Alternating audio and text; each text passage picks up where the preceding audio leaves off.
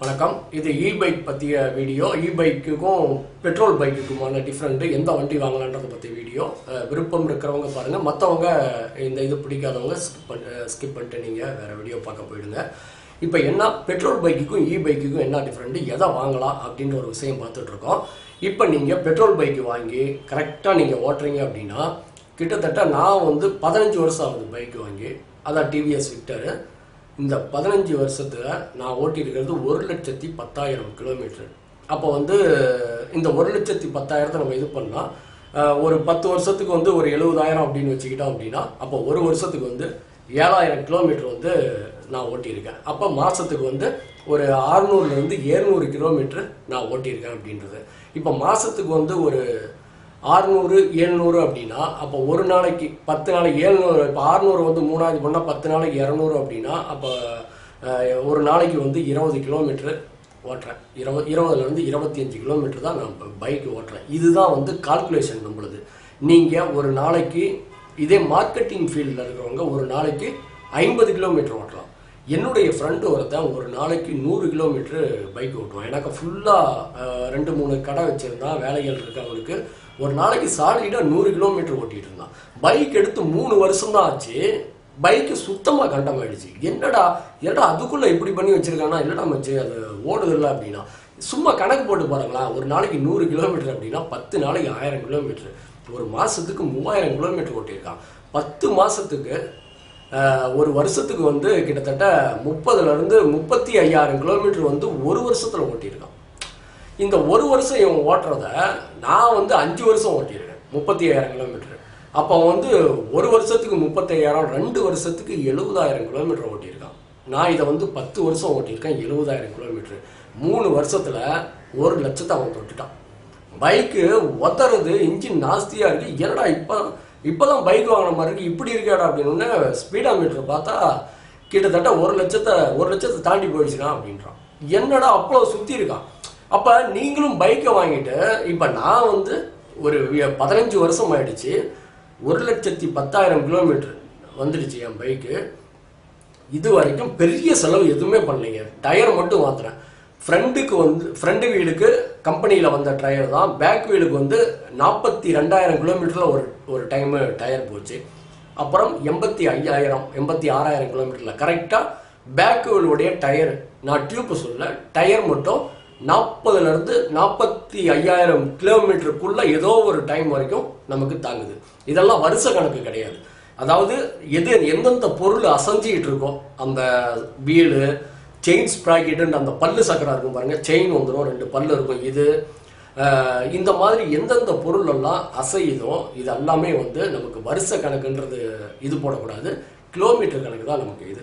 இப்போ பிரேக் ஷூலாம் வாங்கினீங்கன்னா கூட அது கிலோமீட்டர் தான். அந்த தேய்மானம் எல்லாம் எத்தனை கிலோமீட்டர் ஓட்டுறீங்களோ அதுதான் வைக்கலாம்.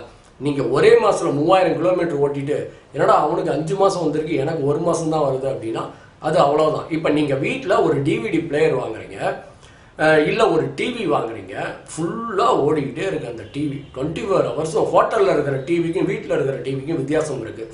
வீட்டில் பெரியவங்க மட்டும் இருக்காங்க, அப்பா அம்மா மட்டும் இருக்காங்க, வேலைக்கு போயிடுறீங்க. நீங்கள் உங்கள் ஹஸ்பண்டு மனைவி வேலைக்கு போயிட்டு அவங்க மட்டும் இருக்காங்க. அவங்க தூங்குற நேரம் போக அப்பப்போ தான் டிவி பார்க்குறாங்கன்னா அந்த டிவியுடைய லைஃபு வேறு லெவலில் இருக்கும். நம்ம வீட்டில் குழந்தைங்க, சொந்தக்காரங்க எல்லாம் இருக்காங்க. ஒரு நாளைக்கு எனி டைம் டிவி ஓடிட்டே இருக்குது. நைட்டு 12 மணிலேருந்து காலையில் 7 மணி வரைக்கும் தான் டிவி ஆஃப் ஆகிருக்குன்னா அதனுடைய லைஃப் வேறு. அதே மாதிரி தான் பைக்குக்கு நீங்கள் எத்தனை வருஷம், அதாவது ஒரு நாளைக்கு எத்தனை கிலோமீட்டர் ஓட்டுறீங்கன்றதை பொறுத்து கண்டிப்பாக உங்களுக்கு 1,25,000 கிலோமீட்டருக்கு இன்ஜினில் நீங்கள் கை வைக்க தேவையில்ல. அப்பப்போ வாட்டர் சர்வீஸ் பண்ணிவிட்டு வாட்டர் சர்வீஸ் பண்ணிவிட்டு நீங்கள் இன்ஜின் ஆயில் மாற்றிட்டு இந்த மாதிரியான மெயின்டெனன்ஸ் பண்ணிட்டு இருந்தால் போதும். இதெல்லாம் எனக்கு செலவு இல்லை அப்படின்றதுனால எனக்கு பெரிய செலவு எதுவுமே ஆகலை. அதே மாதிரி நீங்களும் உங்களுக்கு இன்ஜின் ஆயில் மாற்ற தெரியுது, ஃப்ளக்கு க்ளீன் பண்ண தெரியுது அப்படின்னா போதும். கார்பரேட்டர் கூட அதிகம் கழட்ட தேவையில்லை, ஃப்ளக்கும் அதிகம் இது பண்ணதில்லை. இன்ஜின் ஆயிலை மட்டும் நீங்கள் மாற்றிட்டு ஒரே ஒரு நெட்டு கீழே கழட்டிட்டு அந்த இன்ஜின் ஆயிலை பிடிச்சிட்டு அது எப்படி மாற்றுறதுன்ட்டு நான் ஒரு வீடியோ போடுறேன் பின்னாடி. என் பைக்குக்கு மாற்றிட்டு கொஞ்ச நேரம் வெயிட் பண்ணி நெட்டை நல்லா டைட் பண்ணிவிட்டு, நார்மலான இதுதான் வரும், பெரிய இதெல்லாம் கிடையாது, டைட் பண்ணி விட்டுட்டு ஆயிலை மட்டும் மாற்றிட்டீங்க அப்படின்னா நீங்கள் வாட்டர் சர்வீஸ் கூட விட தேவையில்லைங்க. மெக்கானிக் பக்கமே நீங்கள் போகவே தேவையில்லை. பிரேக் ஷூ வந்து கிட்டத்தட்ட வந்து ஒரு டைம் எனக்கெல்லாம் ஒரு பிரேக் ஷூ போட்டால் 2 வருஷத்துக்கு வரும்னு வைங்களேன். 2 வருஷம் அப்படின்னா நான் ஒரு வருஷத்துக்கு 7000 கிலோமீட்டர் வரணும். 15000 கிலோமீட்டருக்கெல்லாம் எனக்கு பிரேக் ஷூ வரும். பிரேக் ஷூ உங்களுக்கு மாற்ற தெரியலையா, அது உங்களுக்கு கையெல்லாம் அழுக்காகுது, இல்லை போடுறப்ப அடிபடும், அது கொஞ்சம் இது பண்ணி போடணும், கொஞ்சம் ப்ரெஷ் பண்ணி. டெக்னிக் தான், அது ஈஸியாக போட்டுடலாம், பட் பழகாதப்ப கஷ்டம். அதுக்கு மட்டும் நீங்கள் வந்து இது மெக்கானிக் கிட்ட நீங்கள் விட்டுக்கலாம். மற்றபடி வாட்டர் சர்வீஸ் வீட்லேயே சோப்பெல்லாம் போட்டு நீங்களே தொடச்சிக்கலாம் ஃப்ரீயாக இருக்கிற டைமில். மெயின்டெனன்ஸ் ரொம்ப கம்மி, தெரியற வரைக்கும் தான் அது நமக்கு பிரச்சனை. அதனால் நீங்கள் இன்ஜின் ஆயில் மாத்திரப்ப நோட் பண்ணி வச்சுக்கணும். 13000 கிலோமீட்டரு அப்படின்னு போட்டு செல்ஃபோனில் பைக் சர்வீஸுன்ற மாதிரி ஒரு இதை கிரியேட் பண்ணி, நான் அப்படி தான் வச்சுருக்கேன். செல்ஃபோனில் ஒரு இதை நேமை கிரியேட் பண்ணி அந்த இதை போட்டு வச்சுருவேன். அதில் பார்த்தோம் அப்படின்னா இத்தனாம் தேதி 1000 கிலோமீட்டரில் ஆயில் மாற்றிருக்கேன் அப்படின்றது. அடுத்து ஒரு 3 மாதம் 4 மாதம் கழிச்சு எனக்கு வருஷத்துக்கு வந்து 2 டைம் மாற்றுவேன், சில டைம் 3 டைம் மாற்றுவேன். அவன் 2 வருஷத்துக்கு சேர்த்து 5 டைம் ஆயில் மாற்றுவேன். அந்த டைம் பார்த்து நீங்கள் மாற்றிட்டீங்கன்னா நம்ம பிளட்டை வந்து எப்படி வந்து ஒரு இது பண்ணுற மாதிரி, புது பிளட்டு வந்து செலுத்துகிற மாதிரி, இல்லை நம்ம சிஸ்டத்தை வந்து ரெஃப்ரெஷ் பண்ணுற மாதிரி அந்த ஆயிலை மாற்றினீங்கன்னா இன்ஜினுக்கு கொஞ்சம் ரெஃப்ரெஷ் ஆகும், கொஞ்சம் நல்லா வேலை பார்க்கணும் வைங்களேன்.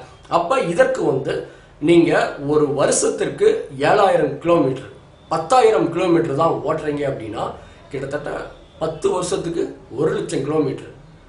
அப்போ 12 வருஷம் அப்படின்றது நீங்கள் 1.25 லட்சம் கிலோமீட்டர் வண்டி எடுத்தீங்க அப்படின்னா 12 வருஷத்துக்கு சாலிடாக எந்த பிரச்சனையும் இல்லாமல் ஓட்டலாம். இப்போ இவங்க என்ன சொல்கிறாங்க, பெட்ரோல் அடிக்கணுமே, நீங்கள் பெட்ரோல் அடிக்கிறப்ப உங்களுக்கு வந்து செலவாகுமே அப்படின்ற ஒரு இதை முன்வைக்கிறாங்க.